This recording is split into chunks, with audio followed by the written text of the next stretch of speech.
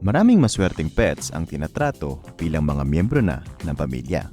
Pinapag-groom, laging chimke ng ulam, at kung ano-ano pa. Pero mas maraming nakakaranas ng pang-aabuso, kalungkutan at pagpapabaya ng mga amo. Naging viral kamakailan lang ang Fourth Impact dahil sa pagiging irresponsableng dog owner daw nito. May iba namang nagtatanggol at sinasabing dog lovers lang sila.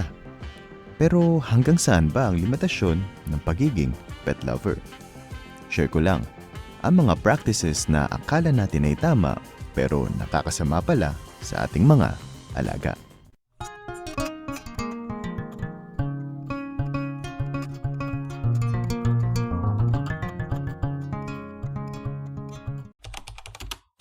Unfortunately, legal ito sa Pilipinas o isa ito sa mga widely practices sa ating bansa. Pero alam mo bang ang pagtatali ng aso ay isa sa mga pinakamalupit na pwede mong gawin sa kanila?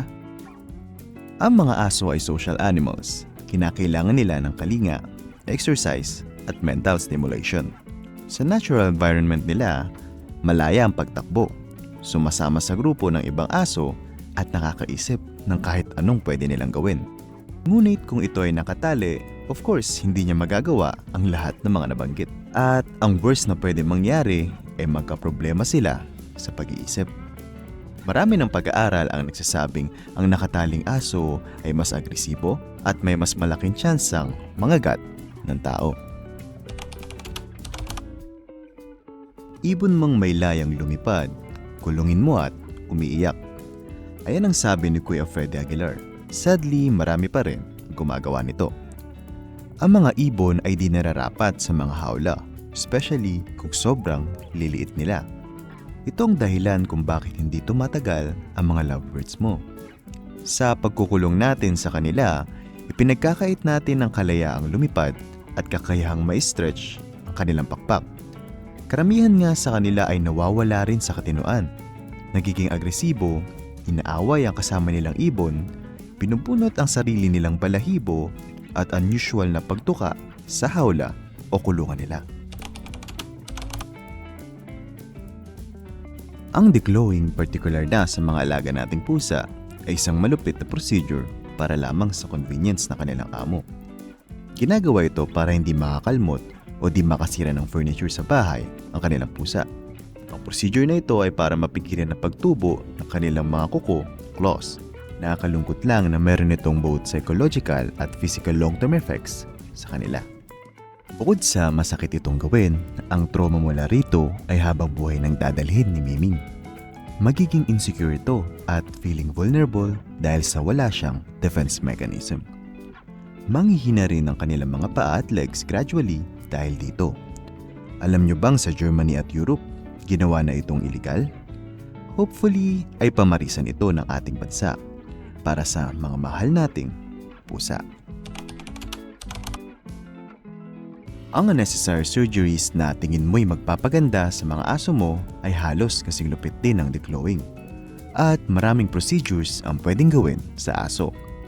Nandyan ang ear cropping, kung saan pinipingas ang certain part ng tenga upang tumaas ito.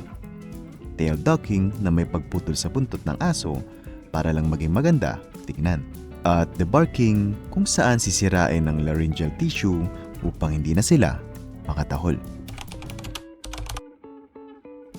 Alam mo bang ang pag-hoard ng mga alagang hayop ay talamak? At ang masakit pa rito ay akala natin na animal lover lang tayo pero hindi na pala tama ang ating ginagawa. Maraming hoarder ang maganda naman ang intensyon. Ngunit kung pag-uusapan ng animal welfare, karamihan sa mga ito ang hindi na ibibigay ang sapat na aruga sa mga alaga, lalo na kung na-overwhelm na sila sa bilang. Isa na siguro sa pinakamagandang halimbawa ay ang issue ng Fourth Impact na may 200 aso. Nag-launch ng GoFundMe ang Fourth Impact para sa pagbili ng lupa, kung saan ilalagay ang kanilang 200 dogs matapos ireklamo ng kanilang mga kapitbahay dahil sa ingay. Ngunit nagkaroon ng issue at nabash ang grupo dahil paanong nagawa raw nilang umattend sa concert ni Taylor Swift sa Singapore. Tinatayang ang magagastos ng isang concert goer mula Pilipinas ay mula $1,500 to $6,000. Ito'y para sa hotel, plane tickets, at accommodation. Dahil dito, marami nagsabing nag-online limos lang sila para sa aso pero kaya nilang manood ng concert ni Taylor. Pero ang mas nakakabahalang issue ay ang 200 nilang aso at kung paano ito dumami. Ayon sa iba, dahil ito sa inbreeding ng mga aso o ang pag-aasawahan ng anak at magulang o kapatid sa kapwa-kapatid. Ang inbreeding ay indikasyon ng di mabuting pagbabantay ng kanilang aso at kawalang kakayahang magpakapon. Pwede rin namang sinasadyang paramihin ng mga ito. Ang pagiging hoarder ay may masamang epekto sa mga taong mahal mo, sa inyong community at lalong-lalo na sa iyong mga alaga. Lagi nating isipin na ang pag-aalaga ng hayop, lalo na as pet, ay hindi lang basta para sa ating kaligayahan. Sana maging responsable tayo at maisip nating parte na sila ng ating pamilya at bahagi ng ating buhay. Maraming salamat at hanggang sa muli.